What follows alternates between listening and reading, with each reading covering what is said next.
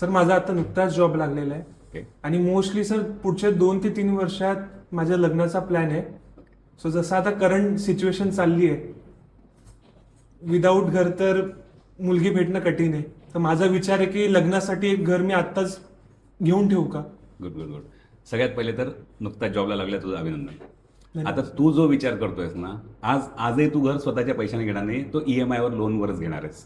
मी rather तुला suggest करेल की तेवढ्याच आजपासूनच EMI सुरू झाला असा विचार करून SIP ला सुरुवात कर. पुढच्या अगदी मी तुला सिंपल कॅल्क्युलेशन सांगतो. कुठेही आज तू घर घेशील 50-75 लाखाचं घ्यायचं आहे, तुला 60-70 लाखाचं लोन घ्यायचं आहे, पुढच्या 20-25 वर्षाचा EMI ठेवायचा आहे, तर मिनिमम फेअर EMI 50,000चा येईल. 50,000ची तू आज SIP सुरू कर. पुढच्या 3 वर्षासाठी शॉर्ट टर्ममध्येच तुझं स्वतःचं 23 ते 24 लाखाचं कॉर्पस तयार होत आहे. हेच कॉर्पस तू डाऊन पेमेंट म्हणून वापर आणि 3 वर्षांतर घराचा प्लॅन कर. 3 वर्षातही आज तुला जास्त अमाऊंटचं लोन घ्यायचं आहे, 3 वर्षांतर हा कॉर्पस तयार झाल्यामुळे तुला कमी अमाऊंटचं लोन घ्यायचं आहे, EMI कमी असेल, तुझं इन्व्हेस्टमेंट कॉर्पस वाढलेलं असेल, मी सजेस्ट करेल की EMIच्या ट्रॅपमध्ये जाण्या अगोदर तू SIP ला सुरुवात कर, स्वतःचं कॉर्पस बनव आणि त्या पैशातनं घर घे.